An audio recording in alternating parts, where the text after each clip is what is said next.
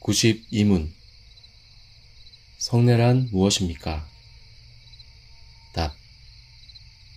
성례란 그리스도가 세운 거룩한 예식으로서 지각할 수 있는 표지에 의해서 그리스도와 새 언약의 유익들이 성례에서 신자들에게 나타나고 인쳐지며 적용됩니다.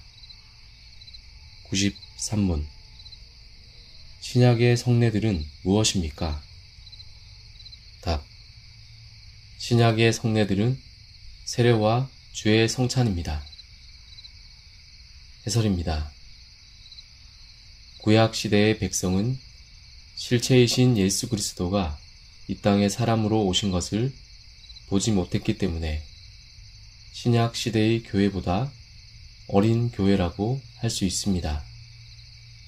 그래서 더 자극적이고 시청각적인 성례들이 허락되었습니다. 이는 아이들을 위한 동화책에는 그림들이 많고 성인들을 위한 소설에는 그림이 거의 없는 것과 같습니다.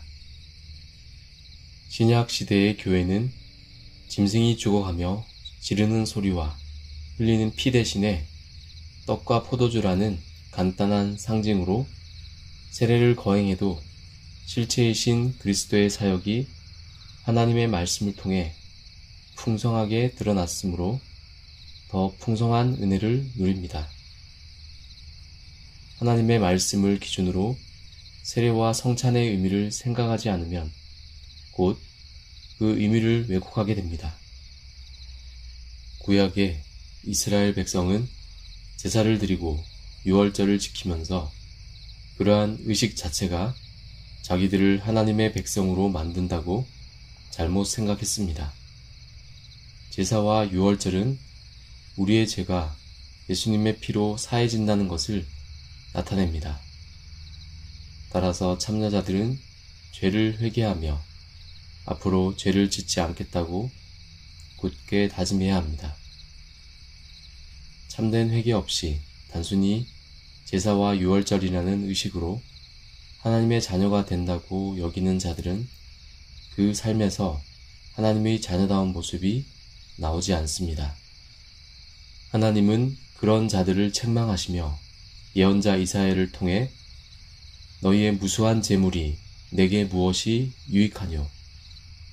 나는 순양의 번제와 살진 짐승의 기름에 배불렀고 나는 수송아지나 어린 양이나 순념소의 피를 기뻐하지 아니하노라 라고 말씀하셨습니다. 분명히 강조하지만 말씀에 대한 이해 없이 성례에 참여하는 것은 의미가 없습니다. 성례보다 말씀이 더 중요합니다. 말씀보다 성례를 강조하는 이단 로마 카톨릭은 미사 때 강론을 펼치는 곳마다 잘못된 정례를 집례하는 제단을 더 중시합니다.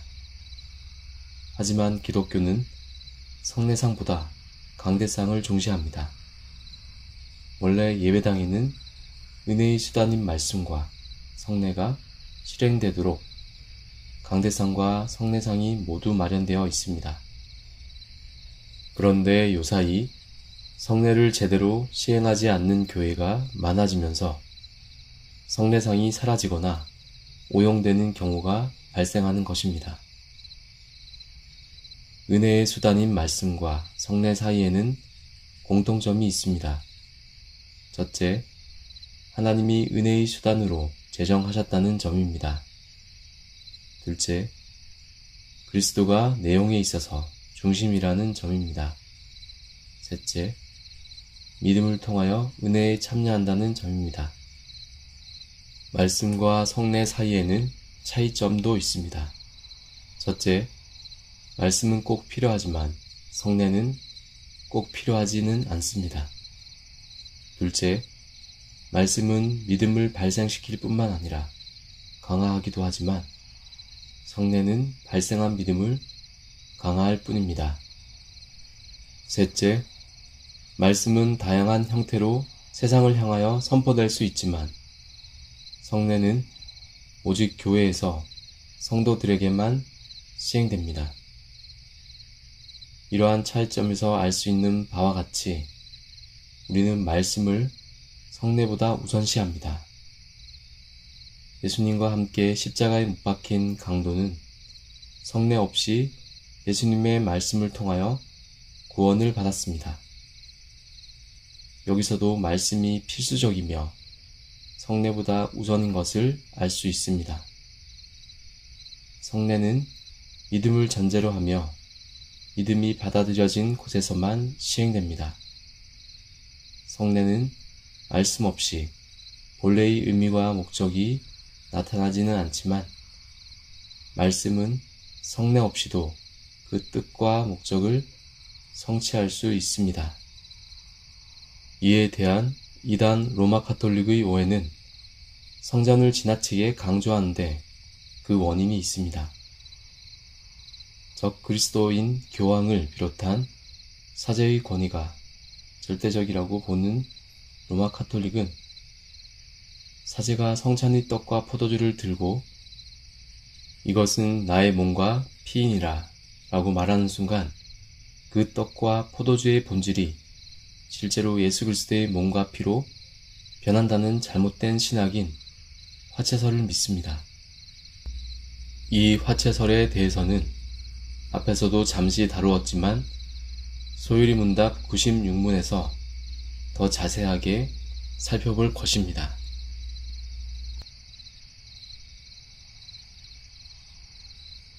내가 주를 바라오니 성실과 정직으로